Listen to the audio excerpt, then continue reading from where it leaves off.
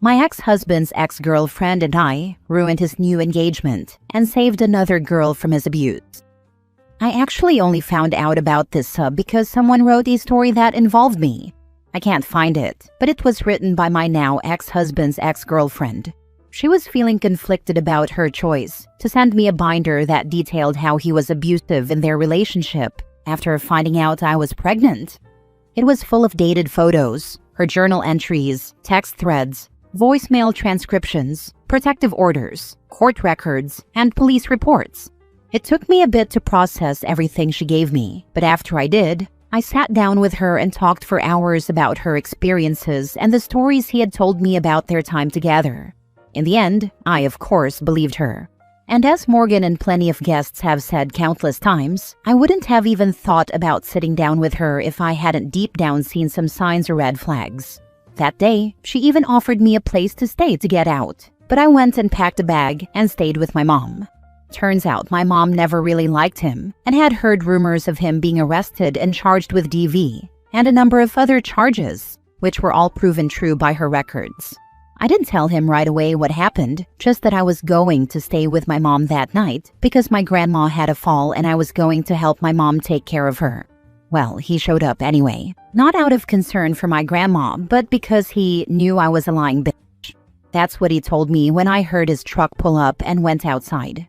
Apparently, he decided to become observant for the first time since we got married and noticed that I took some smaller but really sentimental and valuable things with me and left my wedding ring tucked in my jewelry box, which he never normally looked in.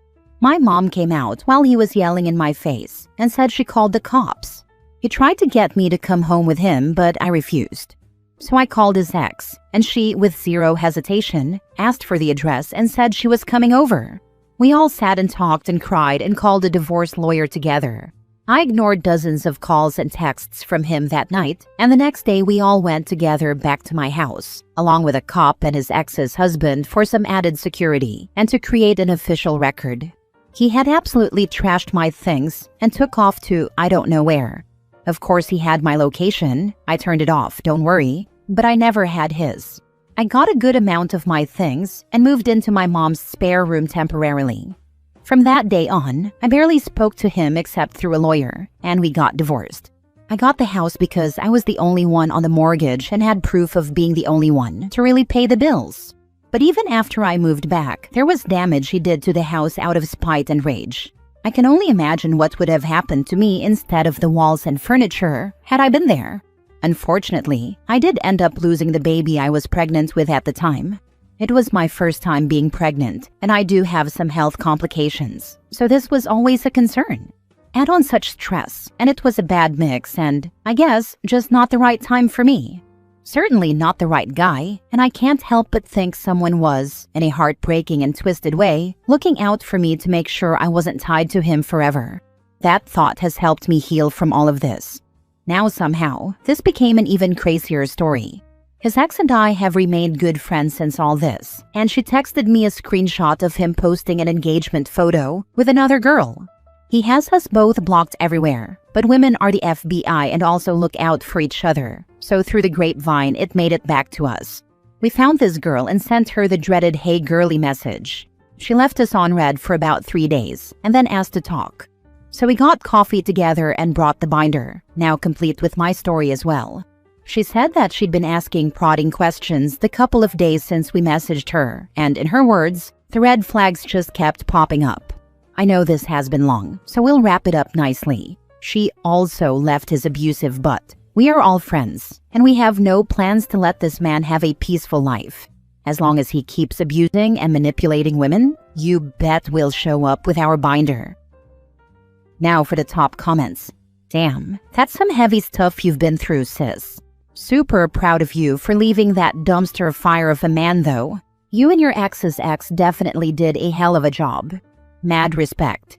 Keep your head up, gal. Ain't no one deserves to be treated the way he did. And kudos to you both for saving another poor soul from his BS. Y'all the real MVPs 100%. As for that lost little soul, so sorry for your loss. But you're right. The universe works in weird ways sometimes. Take care and stay strong. Thank you. Dumpster fire is the only appropriate description of him, haha. When the timing is right, everything will happen the way it's supposed to. Until then, we'll keep an eye out if he decides to try his BS again. You may be a heroine to many, but it is important that you take care of yourself first. If your ex has a history of abuse and violence, and he knows that you and his other former girlfriends are becoming involved in his relationships and threaten to continue to do so, he may realize that the only way to stop you is to do you harm. I have been a counselor/therapist for many years and speak from experience in this matter. He may not directly threaten or harm you so that others may see it, but accidents do happen. Thank you for saying that, especially with your experience. I'm pretty sure I paid off my therapist's mortgage. For a while, I went twice a week. Now I'm down to every other week. But when this all happened, she squeezed me in for an emergency slot. So mentally, I am putting in the work to take care of myself. As far as physical safety, I now have a concealed carry license. His ex encouraged me to get it because she did as well when she took out a restraining order, as he did not follow it at first until he was on an ankle monitor. There's also an added layer to this, where he was pretty heavy into the biker community and was part of a club. Well, after his ex broke things off and got him arrested, she was a total badass and went and told the head of that club the whole story too. And they do not tolerate violence against women and children. So he essentially put their own unofficial protective order on her, and now me as well, so that does actually make me feel safer. Of course, you can't always plan for absolutely everything, so there is fear, but I try not to let that consume me. I appreciate your care so much. Next story. Am I the a-hole for leaving my struggling wife? My wife, 32 female, and I, 38 male, had our daughter 2 years ago. We've been together for 10 years and wanted our life together before having kids. The pregnancy was complicated, and when she went into labor 2 months early, everything happened so fast I could barely process it. She had to have an emergency C-section, and for a few terrifying hours, I thought I might lose both of them. After a few weeks in the hospital, both my wife and our baby were finally stable enough to come home. Our daughter was small but strong, and I thought once we were home, things would slowly start to feel normal again. I was wrong. About 2 months later, my wife told me she didn't feel connected to our daughter, that she didn't feel love for her. I didn't know what to say. I just hugged her and told her it was okay, that it might just take time and that we'd figure it out. I helped her get into therapy and tried not to pressure her to bond with our baby because I didn't want her to feel worse. Months went by. I took unpaid leave from work to take care of the baby and tried to keep everything together. I did the feedings, the diapers, the appointments, everything. My wife barely left our bedroom. She went to therapy and talked to her doctor, but there wasn't much improvement. My wife's mother told me she'd snap out of it after a while and just needed time. So I just kept telling myself it was postpartum depression and that she'd get better eventually. When our daughter turned 1, I threw her a little birthday party. I decorated, invited both sides of the family, and tried to make it special. Everyone had a good time. My daughter was laughing. It felt like things were okay. My wife stayed upstairs the whole time. I brought her a plate of food and asked if she wanted to come down just to sing happy birthday. She told me she won't remember it anyway. I just nodded and left her alone. The next year, my wife stopped answering her therapist's calls, stopped talking to me, and stopped leaving our room completely, no matter how much I tried to talk and get her help. When it was our daughter's 2nd birthday, I planned the entire party by myself, hoping she might finally come out and join us. She didn't. She hadn't held our daughter in months. She barely spoke to her. I finally snapped that day. I went upstairs and told her how unfair it was that our daughter didn't deserve to be ignored or treated like she didn't exist. My wife just stared at the wall and didn't say anything. I stood there for a bit, then walked out. After that, something in me just broke. I realized I couldn't keep doing it. It wasn't fair to my daughter or to me. I'd done everything I could. Therapy, patience, support, but nothing changed. A few weeks later, I packed up and left. I took our daughter with me, went to my mother's, and have been staying with her. Now my wife's family is furious. They've tried to take my daughter. They've been calling me an insensitive piece of turd, saying I abandoned her when she was struggling, that I should have stayed and been more understanding. But I was understanding. For 2 years. I supported her through everything, even when it meant putting my own life on hold. Am I the a-hole? Not the a-hole. Your wife needs serious help, possibly inpatient mental health services. But your top priority has to be your daughter. If her parents keep harassing you, tell them, I have to take care of my daughter. I need you to step up and take care of yours, because I can't take care of both of them at the same time. I agree. You didn't abandon her. You protected your daughter. For 2 years, you were a single parent while living with your wife, doing everything to support her with no improvement. Your child's need for a present, engaged, and safe parent outweighs your wife's need for you to enable her absence. You reached your breaking point after exhausting all other options. Your wife sounds like she needs to be institutionalized. Is there a Baker Act law in your state? I don't think she can help it. That's the bottom line. For better or worse, it is exceedingly hard to get someone involuntarily institutionalized or even submitted to a 72-hour involuntary hold if they are not an active danger to themselves or others. OP's wife clearly needs medical care, professional therapy, and medication. But if she is not an active threat, they are simply not going to hold her. One of the saddest truths you learn as an adult is that they have to want help. Your wife decided she didn't want help. There's nothing else you can do. Consider filing to terminate her rights. Last story. Left my wife after she ghosted me. Am I the a-hole? This is a throwaway account. Also poorly written because I'm still seeing red and can't keep my mind straight. My 54 male wife, 53 female, is from Greece. We've been married 31 years and raised 4 wonderful kids. We both work, spend plenty of happy time together. We aren't wealthy but are financially stable, and our children are the world to us. While we've had a few bumps in our marriage, we never had any serious problems all these years together. She is very close to her Greek heritage, and we spend a lot of time at Greek functions, church, social clubs, etc. I usually have a good time at these things, but I never learned to speak Greek fluently, so there have been a few of these nights where I was bored and had to amuse myself. Never a problem. I was always happy to power through these as long as my wife was having a good time. At this last function we attended, we sat next to each other at dinner, and the club's photographer sat next to my wife on the other side. He and my wife hit it off, which would never be a problem. Maybe they grew up in the same neighborhood or something like that, but suddenly he became the sole focus of her attention, to the point where she blew me off all night. Again, typically not a problem. We've been together a long time, I have pretty thick skin, and most importantly, I certainly trust her. But they were deep in conversation, in Greek, all through dinner. I had no idea what they were talking about, and she ignored me almost completely. She also got annoyed with me a few times when I spoke to her and asked that she at least acknowledge me.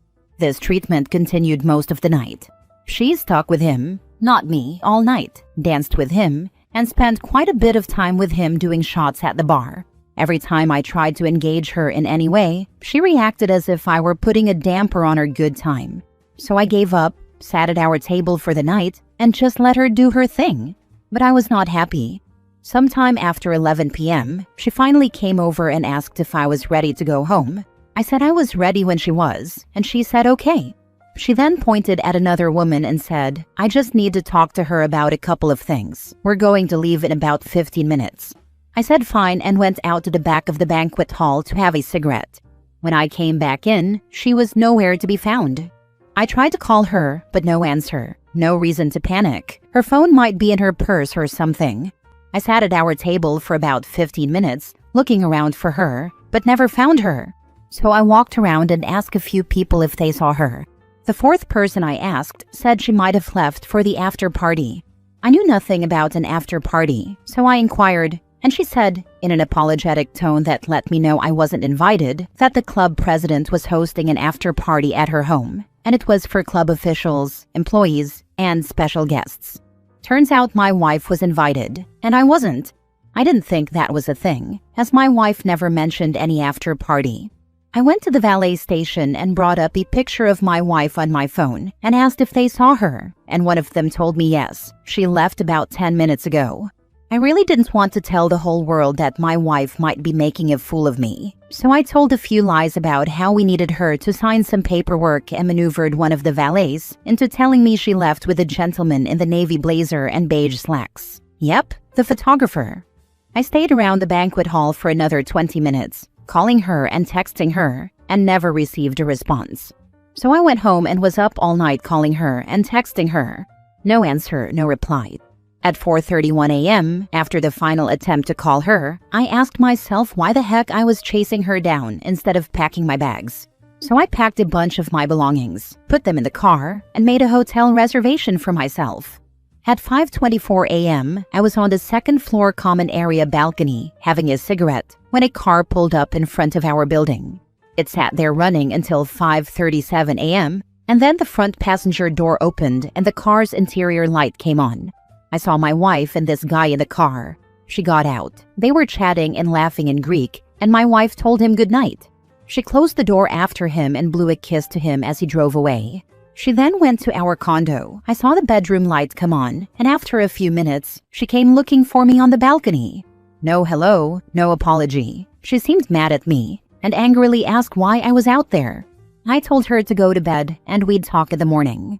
She said, whatever, and huffed back to our condo, while I went downstairs, got in my car, and left. She immediately started calling and texting me, asking where I was going, but I ignored her. See how she likes it. I spent the next 2 nights at the hotel and then went to stay with a friend. She has no idea where I'm staying. I'm ignoring her calls and texts and telling our children to stay out of it. I spoke with an attorney and asked for divorce papers to be served. I haven't told my kids the why yet. They keep asking me what the heck is going on, and I'm telling them not to involve themselves. My soon-to-be ex-wife not only thinks I'm overreacting, but that she really didn't do anything wrong in the first place. That ignoring me all night, giving her undivided attention to another guy, telling me we were going to leave and then disappearing with this other guy to go to a party she never mentioned to me, and ignoring my calls and texts for the rest of the night, was nothing for me to be mad about. That coming home at 5:30 in the morning was no big deal. She also keeps texting me that nothing happened between her and this guy, but that makes no difference. Her actions that night made me feel a hatred that I would have never thought I could feel for her. It took her one single night to turn 30+ years of being head over heels for her into hate. It brings tears to my eyes. How could she do this kind of thing to me? I don't know what she told the kids, and I don't really care. My friends who I've told the story to think maybe I'm acting a little too extreme. Tell me, Reddit, am I the a-hole? Not the a-hole. If she wants to act like she's single, then she can do it after those divorce papers are served, lol. Real fafo. Yeah, this was one really bad night of fafo for her, but she sure as heck made it count. Tell your kids the truth. Don't let her build the narrative or she will make you look like the a-hole. She cheated, there is no doubt about that. Good for you for divorcing. Not the a-hole. Tell your kids. Tell the truth. Why is he protecting this selfish and cold woman? I don't know what spell she cast on him, but it's time it was broken and he told the truth. Just start speaking.